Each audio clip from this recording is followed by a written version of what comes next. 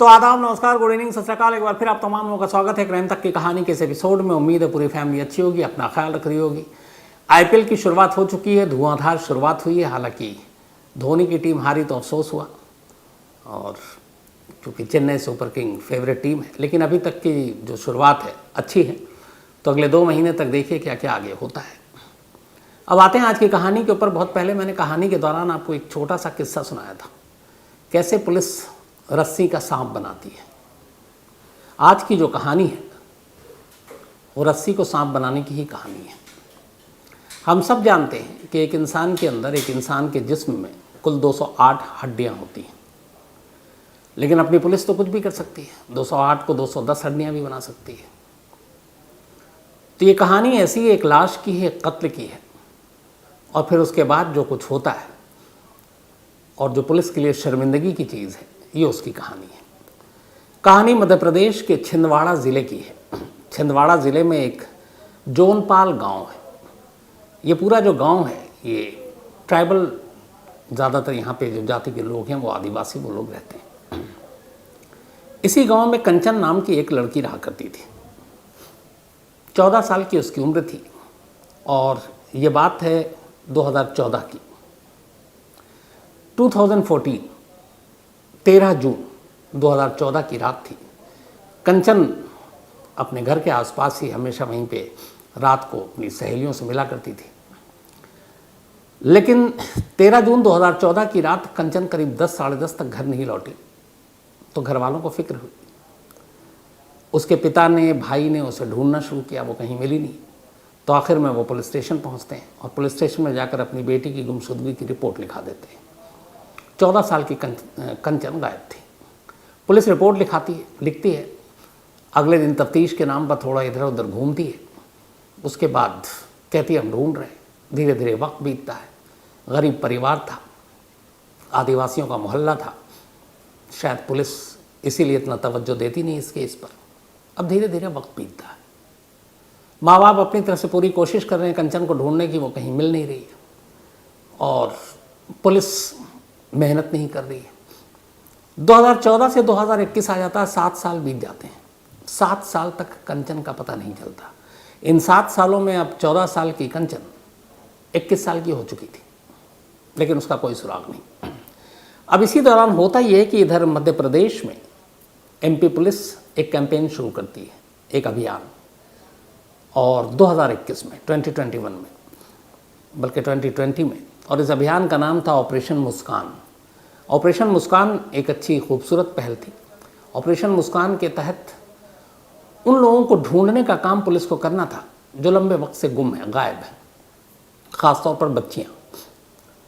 तो ऑपरेशन मुस्कान के तहत पुलिस ने खूब सारे ऐसे पुराने केसों को खंगालना शुरू किया, और करीब 2000 से ज़्यादा ऐसे परिवार के चेहरे पर मुस्कान भी ले आई जिनके बच्चे या बच्चियाँ गायब थीं, और पुलिस ने उस केस को सुलझा लिया। करते करते करीब लगभग 2500 के आसपास, बहुत ही कम वक्त में, पुलिस ने ऑपरेशन मुस्कान के तहत गुमशुदा बच्चियों को ढूंढने का काम किया। अब इसी ऑपरेशन मुस्कान जो हर ज़िले में चल रहा था, तो छिंदवाड़ा के इलाके में भी इस कैंपेन के तहत पुलिस को जिम्मेदारी दी गई, आप भी अपने अपने इलाके के पुराने केसेस को देखो, गुमशुदा बच्चियों को देखो और उनको ढूंढो। छिंदवाड़ा डिस्ट्रिक्ट की पुलिस ने भी अब पुरानी फाइलों को पलटना शुरू किया। जैसे ही पलटना शुरू किया, 2021 में 2014 का वो केस उनकी नज़रों के सामने से घूमा, 2014 का, कंचन की गुमशुदगी का। पुलिस को लगा कि चलो ऑपरेशन मुस्कान के तहत अब कंचन को ढूंढते हैं, 7 साल में जो नहीं हुआ आप करते हैं। अब इसके बाद पुलिस ने पुरानी फाइलों को खंगाला, पूछताछ शुरू हुई। कंचन के घर गई कई बार पुलिस, माँ बाप से पूछताछ हुई। कंचन का एक भाई था जो नौकरी के लिए होशंगाबाद चला गया था, पुलिस ने उसके बारे में पूछा। अब ये पूरी पूछताछ करने के बाद एक रोज़ पुलिस ने होशंगाबाद से कंचन के भाई को गिरफ्तार कर लिया। गिरफ्तार करने के बाद घर लाई, और उसके बाद पूरे परिवार को लेकर कहा कि चलो एक जगह लेकर चलते हैं। और उसी गांव में, जोनपाल गांव में, थोड़ी सी दूरी पर बस्ती से एक आम का पेड़ था। उस पेड़ के नीचे अब खुदाई शुरू की। अब कंचन का भाई वहाँ मौजूद, कंचन का पिता वहाँ मौजूद, खुदाई शुरू हुई। गांव के लोग भी आ गए। पुलिस ने बाकायदा इजाज़त लेकर खुदाई शुरू की। जब खुदाई शुरू की थोड़ी देर के बाद अंदर से कुछ मिलना शुरू हुआ। वो इंसानी हड्डियां थी, कंकाल की। धीरे धीरे पूरा गड्ढा खोदा गया और एक एक कर उन हड्डियों को बाहर निकाला गया। ऐसी ही कहानी आप कुकू एफएम ऐप पर भी सुन सकते हैं। और ख़ास तौर पर अगर हम कुकू एफएम ऐप के ऑडियो बुक की बात करें तो शीना बोरा मर्डर केस। कहते हैं कि हर बच्चे के लिए जो माँ होती है वो उसका भगवान होती है, लेकिन अगर किसी बच्चे की कातिल खुद उसकी माँ बन जाए तो क्या होगा। शीना बोरा मर्डर केस एक ऐसी कत्ल की कहानी है जो रिश्तों में उलझा हुआ है। कब किसका किसके साथ क्या रिश्ता, और फिर उसमें शीना बोरा, उसका कत्ल, और फिर उसकी माँ जेल में, और जेल जाने के बाद क्या कुछ होता है, कत्ल से पहले क्या कुछ होता है। ये पूरी कहानी कुकू एफएम के ऑडियो बुक में मौजूद है। आप वहाँ पर जाकर सुन सकते हैं। और कुकू एफएम ऐप पर 10,000 से भी ज़्यादा ऑडियो बुक हैं जिनमें आप कहीं भी सुन सकते हैं, चाहे किसी भी ज़ुबान में, रीजनल भाषा में। और इसमें biography, business, crime, entertainment, politics, तमाम बुक हैं, ऑडियो बुक हैं। 25 लाख लोग इसके पेड सब्सक्राइबर हैं अब तक। और इसमें ज्ञान का पूरा ख़जाना है। आप इसको ड्राइव करते वक्त स्लीप मोड में भी सुन सकते हैं। साथ ही क्राइम तक फैमिली के लिए इस वक्त ख़ास ऑफ़र है कुकू एफएम ऐप की तरफ से। पहले महीने के सब्सक्रिप्शन पर पूरी क्राइम तक फैमिली के लिए 50% डिस्काउंट है। यानी 49 रुपीज़ में आपको 10,000 ऑडियो बुक का पूरा ख़जाना मिलेगा। तो क्राइम तक फैमिली ख़ास तौर पर नीचे दिए गए डिस्क्रिप्शन लिंक पे जाएँ, कूपन कोड crime50 का इस्तेमाल करें और 50% डिस्काउंट पाएँ। जो 99 रुपये का सब्सक्रिप्शन है वो 49 रुपीज़ में पहले महीने के लिए। तो कुकू एफएम के ऑडियो बुक पर भी आप ऐसी तमाम चीज़ें सुन सकते हैं।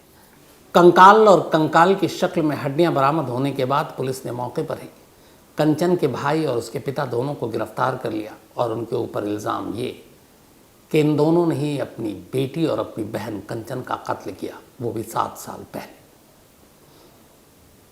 अब पुलिस ने पूरी कहानी सुनाई और पुलिस ने मुकदमा दर्ज किया। पुलिस की पूरी कहानी यही थी कि कंचन के भाई ने बताया कि 14 साल की कंचन का अपने गांव के किसी लड़के के साथ अफेयर था। घर वालों को ये बात पता चली। घर वालों ने उसे समझाया, पिता ने भी समझाया, कंचन मानी नहीं, वो लड़के से मिलती जुलती रही। एक रात वो अपने बॉयफ्रेंड से मिलकर आई। वो 13 जून 2014 की ही रात थी। घर वालों ने मुझसे पूछा, भाई को गुस्सा आया। भाई ने एक डंडा उठाया, बहन को पीटने लगा। तभी एक वार उसके सर पर लग गया, तेज़ी से खून बहने लगा और कंचन की मौत हो गई। बाप और भाई दोनों डर गए। इसके बाद उन दोनों ने कंचन के कपड़े उतारे, एक चादर में कंचन की लाश को लपेटा और रात के अंधेरे में वो अपने बस्ती से थोड़ी दूर आम के पेड़ के नीचे गड्ढा खोदा और वहीं पर कंचन की लाश को दफना दिया। अब ये जो पूरी बिरादरी थी, ये चूँकि आपको बताया आदिवासी लोग थे, तो इनके यहाँ प्रथा थी कि लाशों को ये दफना दिया करते थे ज़्यादातर मामलों में। और दफनाने का काम बस्ती के बाहर करते थे। तो पुलिस ने कहा कि अब कंचन के भाई की निशानदेही और इकरार जुर्म, उसके बिना पर ये कंकाल मिला और इसलिए अब उसके फादर और उसके भाई को कंचन के कत्ल के इल्ज़ाम में पुलिस गिरफ्तार करती है। पुलिस ने मौके से कुल जो पंचनामा किया उसमें दिखाया कि जिस जगह आम के पेड़ के नीचे वो हड्डियाँ गड्ढे खोद कर निकाले गए, तो एक इंसानी लाश के कुल 208 हड्डियों की बजाय 210 हड्डियाँ मिली। अब ये बाकायदा लिखित में है, पंचनामा में है। ये नहीं है कि किसी ने गलती से मुंह से निकल गया हो, रिटर्न में कानूनी दस्तावेज है कि उस पेड़ के नीचे से कंचन की लाश की कुल 210 हड्डियाँ मिली। अब उस वक्त तो किसी ने ध्यान नहीं दिया, बाद में आया कि एक इंसान में तो 208 ही हड्डियाँ होती हैं। तो ये एमपी पुलिस को 210 हड्डियाँ कहाँ से मिल गई। फिर लगा कि चलो कोई बात नहीं। अब पुलिस ने मामला दर्ज किया, कोर्ट में पेश किया। कंचन के भाई और पिता को अदालत ने दोनों को जेल भेज दिया। जेल भेजने के बाद अब पुलिस चार्जशीट करने की तैयारी कर रही थी। कुछ दिन बीते जेल जाने के बाद। कुछ वक्त के बाद चूँकि कंचन के पिता बूढ़े थे, पुराना कोई रिकॉर्ड नहीं क्रिमिनल, और भाई ने ये कहा था कि चूँकि डंडा मैंने मारा सर पे तो मेरी वजह से मौत हुई है। तो अदालत ने कंचन के पिता को ज़मानत दे दी, ज़मानत पर बाहर आ गए। अब माँ और बाप अपने बेटे के लिए कानूनी लड़ाई लड़ रहे हैं, तो गरीब, ऊपर से कानूनी खर्चा, वकील, अदालत, चक्कर काटना। तो पूरे परिवार के ऊपर एक तरह से एक मुसीबत आ गई। अब अपने बेटे को बचाने के लिए वो कानूनी लड़ाई लड़ रहे हैं। ऊपर से उन्हें अब तक ये उम्मीद थी कि उनकी बेटी शायद कहीं होगी, लेकिन अब गड्ढा खुदा और 210 हड्डियाँ मिली तो उम्मीद भी दम तोड़ गई। अब उस घर पर दो तरह से आफत टूटी। एक, बेटी की मौत की खबर, दूसरा, उसी बेटी की मौत के लिए बेटे को जेल के अंदर। तो परिवार को कुछ समझ में नहीं आ रहा है। पुलिस अब चार्जशीट की तैयारी कर रही है और उधर ऑपरेशन मुस्कान की कामयाबी के ढिंढोरे भी पीटे जा रहे हैं। ये सब कुछ चल रहा था। 7 साल के बाद गायब कंचन की हड्डियां मिलने के बाद उसके मौत का ऐलान पुलिस कर चुकी है। तभी लास्ट वीक, अभी 29 मार्च, इसी जोनपाल गांव में कंचन के घर पर एक महिला पहुंचती है। उसके साथ 2 बच्चे थे। वो महिला कंचन की मां को देखकर अचानक रोने लगती है, गले लगती है। मां भी हैरान। थोड़ी देर के बाद पता चलता है कि ये महिला कोई और नहीं, कंचन है। वही कंचन जो पिछले 9 साल से गायब है, वही कंचन जिसकी 7 साल पहले 210 हड्डियां पुलिस ढूंढ चुकी है, वही कंचन जिसके कत्ल के इल्ज़ाम में उसका भाई अब भी जेल में, और वही कंचन जिसके कत्ल के इल्ज़ाम में उसका बाप ज़मानत पर बाहर है। अब 9 साल पहले जो कंचन गायब हुई और 7 साल बाद जिसके कत्ल का एमपी पुलिस ने ऐलान कर दिया, वो जिंदा अपने घर में 2 बच्चों के साथ खड़ी हुई थी। धीरे धीरे बात गांव तक पहुंची। गांव वालों ने कहा कि ये क्या चमत्कार है। अब इसके बाद कंचन ने अपने माँ बाप से पूछा, रोई धोई, और उसके बाद अपने माँ बाप के साथ सीधे पुलिस स्टेशन पहुंची। उसी पुलिस स्टेशन जिस पुलिस स्टेशन में उसके कत्ल की FIR दर्ज थी। वहाँ जाकर वो कहती है कि मेरे कत्ल का मुकदमा इस थाने में दर्ज है और मैं ज़िंदा आपके सामने हूँ, और मेरे इस कत्ल के इल्ज़ाम में मेरा भाई जेल में है, मेरा बाप ज़मानत पर है, मेरे भाई को बरी किया जाए। अब पुलिस के सामने अजीब उलझन। हैरान परेशान पुलिस, ये हो क्या रहा है। फ़ौरन आला अफसरों को खबर दी गई। उनके भी हाथ पैर फूल गए कि ये मामला क्या है। ऑपरेशन मुस्कान के नाम पर ये चेहरे की तो उनकी हवाइयाँ उड़ रही हैं। अब करे तो क्या करे। फ़ौरन मामला मीडिया में आया। अब इस कहानी को हर तरफ लोग सुनाने लगे, बताने लगे। आला पुलिस अफसरों तक ये बात गई। तो वहाँ के जो आला पुलिस अफसर हैं उनको सामने आकर बयान देना पड़ा। उन्होंने कहा कि देखिए, जो 210 हड्डियाँ करीब मिली थी वो कंचन के भाई की निशानदेही पर उस जगह पे गड्ढा खोदा, हमें तो पता नहीं था, और वहाँ से मिली, और हमने उनको DNA के लिए भेज दिया। DNA के लिए 2021 में भेजा था, 2021 में सागर के लैब में। अभी 2023 है, 2 साल हो गए। इन 2 सालों में DNA की रिपोर्ट न लैब ने भेजी, न पुलिस ने जहमत उठाई कि ज़रा पता तो कर लो कि वो DNA की रिपोर्ट है क्या।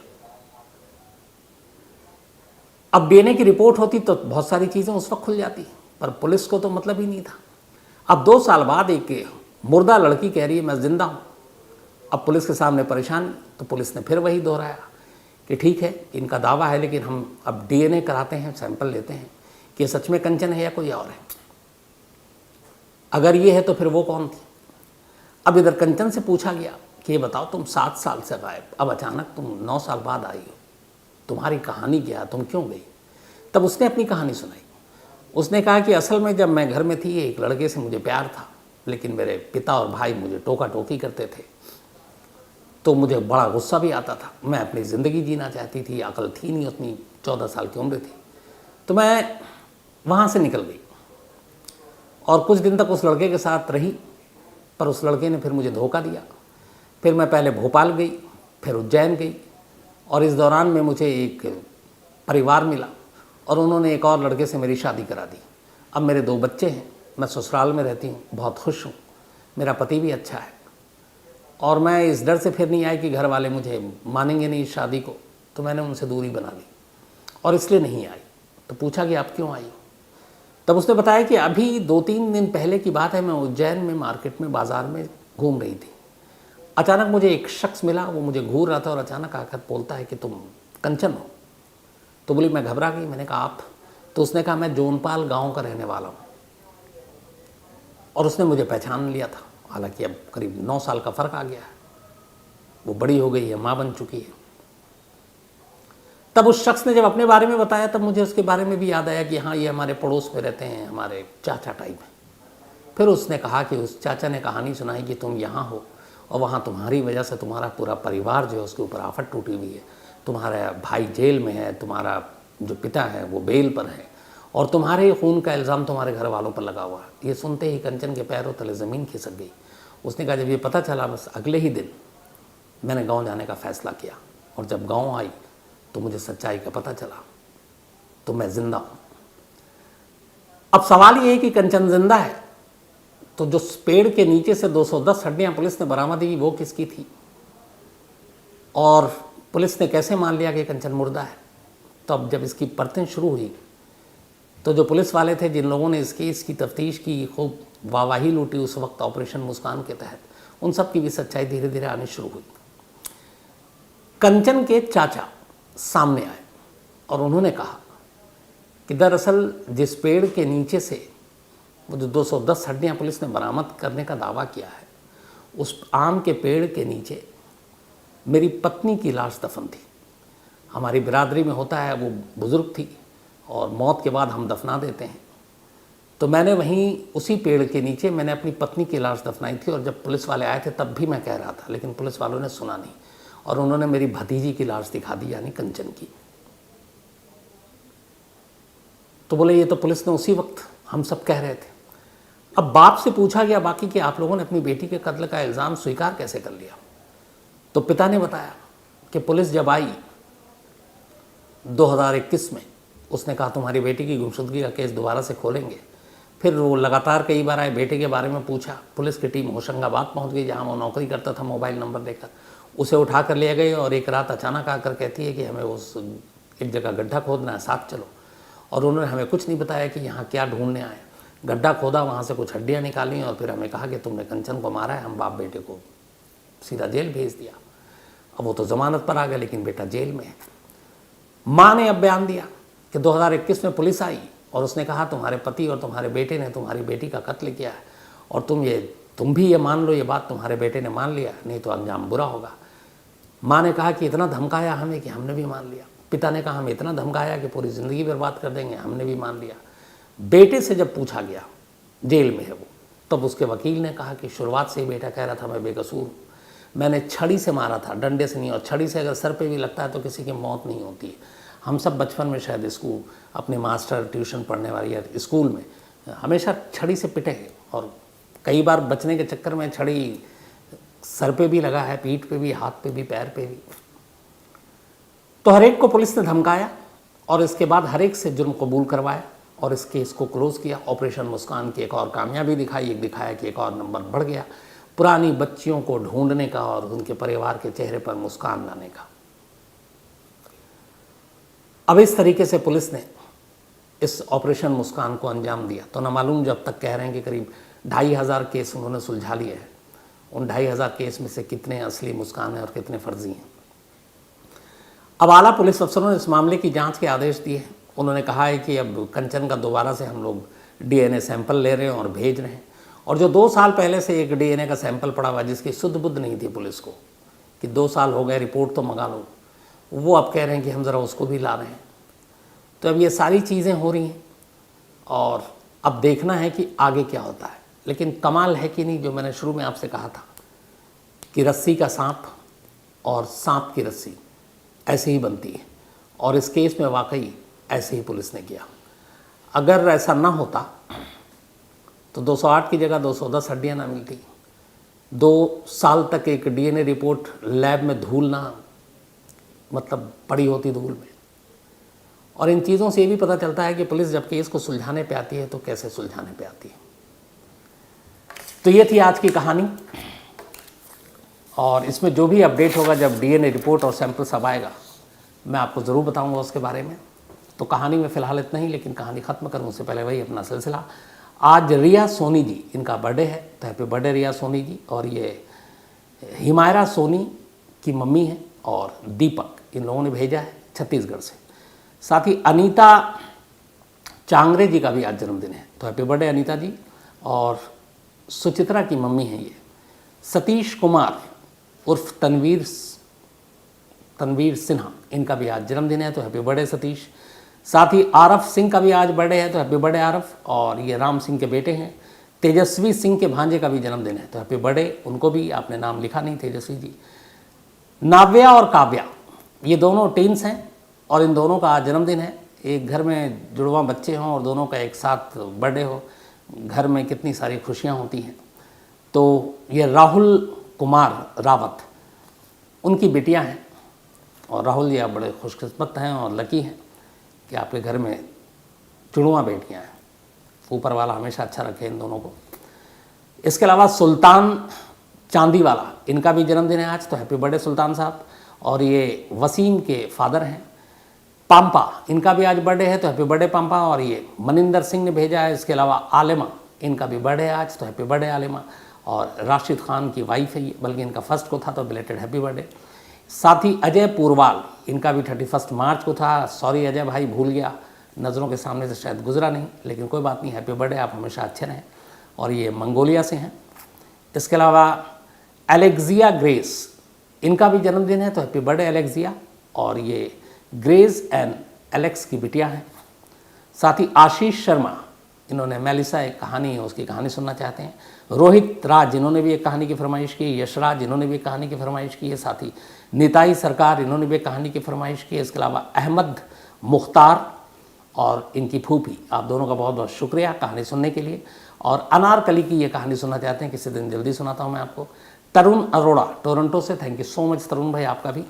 और चलते चलते एक बार फिर आपको याद दिला दूँ कि कुकू FM ऐप पर क्राइम तक फैमिली के लिए ख़ास तोहफा है और डिस्क्रिप्शन में लिंक है, आप उस लिंक पर जाएं और कूपन कोड crime50 यूज़ करें। 50% आपको डिस्काउंट मिलेगा। 90 रुपये बल्कि 99 का सब्सक्रिप्शन जो है वो 49 रुपीज़ में मिलेगा पहले महीने के लिए। तो कहानी में फ़िलहाल इतना ही। अब आपसे मुलाकात होगी कल रात 9 बजे किसी नई कहानी के साथ। तब तक आपका ख्याल रखिएगा। Thank you very much.